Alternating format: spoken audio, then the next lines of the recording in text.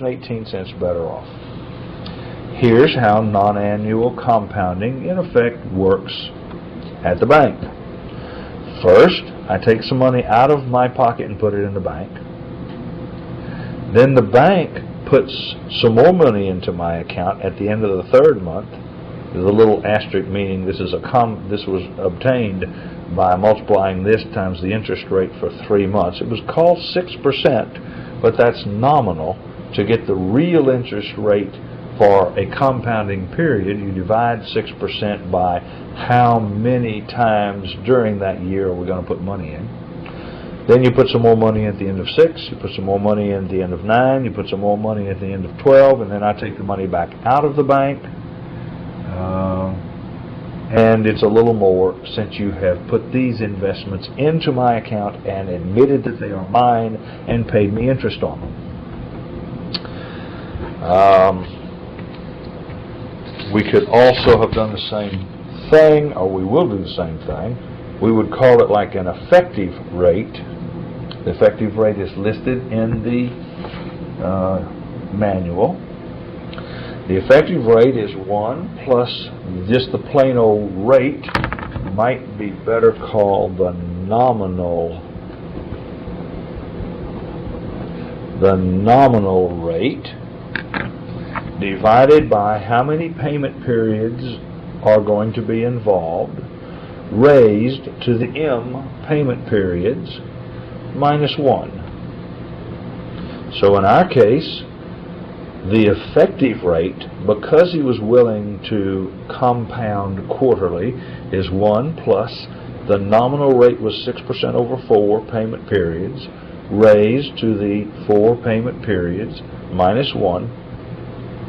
He gave me 6.136% interest as opposed to 6%. Really. Thus, my account is worth, and you use the same equation as before, 6,000 times 1 plus I effective, 6368.18, same number we found previously. Now, if you did that same thing for 7 years, then the account is worth, here again you use the effective rate and work it out. Incidentally, you could also use the tables for this. That would be $9,103. So let's take it back now. You can't use the tables for this because they don't have a rate for 6.136. So this one you're going to have to use the equation for I effective. Now, the other bank says, well, phooey, if his bank's going to do that, I'll tell you what I'll do, I'll give you money back in every 2 months. In other words, every 2 months, I'll admit you have money in my bank that earned a little interest, and I'll put that interest in your account rather than just keeping it in my pocket for you later on.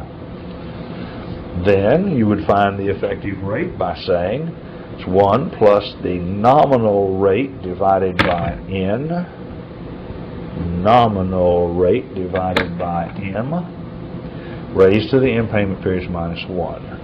In this case, there's 1, 2, 3, 4, 5, 6 payment periods, and we raise that to the 6th power. Instead of giving me 6.136, he's giving me a little more, 6.152.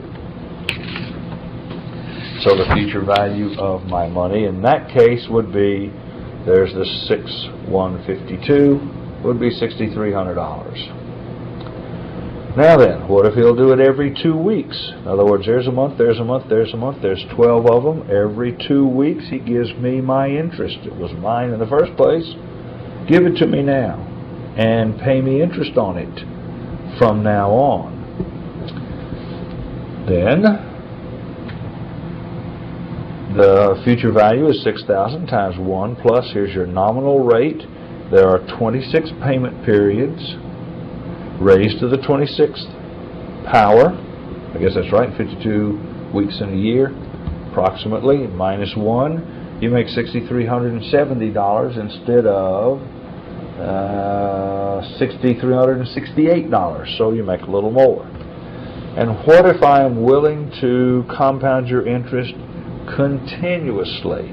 I mean, every nanosecond that the time progresses, I'll see how much interest you got, I'll put it back in your account and pay you interest on that from then on. Then the effective interest rate is given. This is listed in the book, can be proved. You want to see that proof? Okay. The effective interest rate is E to the rate, that'll be the 6% number, minus 1. And therefore the effective rate in our case is 2.718 raised to the nominal interest rate 0.06 minus 1, and the interest rate then is 6.18365, a tiny bit higher than, I didn't write this one down, but you don't get much, but you get a little more. Well, look here. Here you got 6,370 compounding it every 2 weeks. Here you get another buck. And you don't get another buck, you get another 40 cents. But regardless of the question asked, then you can solve for any of those non-annual compounding questions. Now, sometimes you have some strange-looking cash flows. For instance, if you invest $600 today, oh, that's bad, watch that.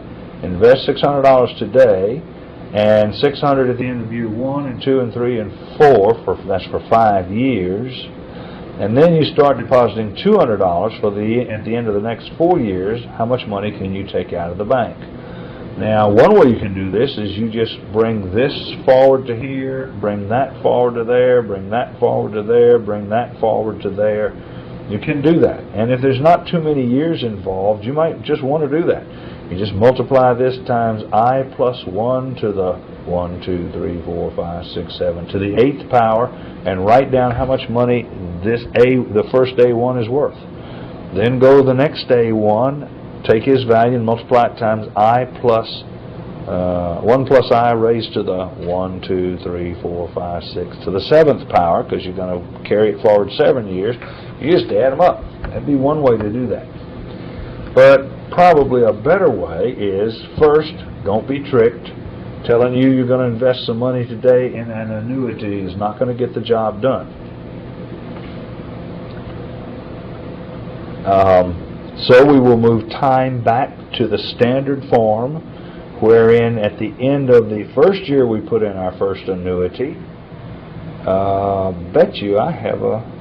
No, that's okay. I was thinking I had a mistake here, because I'm going to move time back. I was thinking this little arrow shouldn't be there. I didn't move the cash string. I just moved time back under it 1 year. All right. So now then this annuity is in standard form. Unfortunately, annuity values are found at the end of the payment, and the end of this set of payments occurs right here.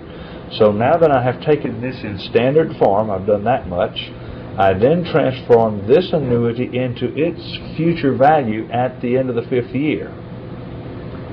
And then I will actually have to take this F1, oh, and I show it here, and change it into its F2 value. So what I do is I take the annuity and find its future value. The future value of an annuity is always listed at the last year of the annuity payment. But that's 3 years shy, 1, 2, 3, that's 4 years shy of when I'm going to leave the money in the bank. Okay? So what I'll do is I'll add this plus this, and that annuity is okay. I'll have to switch time around on it in order to get the time to go to the right place. In other words, you and I have been using this as the 0th year. I have to scratch all those out and then say the annuity started here, so this is year 0, and it goes for 1, 2, 3, 4 years, as opposed to going 9 years and stuff like that. They have to be in standard form. So F1, which is this guy right here, F1 is an annuity times F over A. It's $600. You'll notice the years is 5 years. So I look in the appropriate spot in the tables, and I get that F1 is worth $33.82 at the end of the 5th year. Then I take the $33.82 and I move it forward another 4 years. I do that by, it would be considered a future value. Actually, it's going to be a present value, isn't it? Because it's presently now in the bank, and I move it to the future.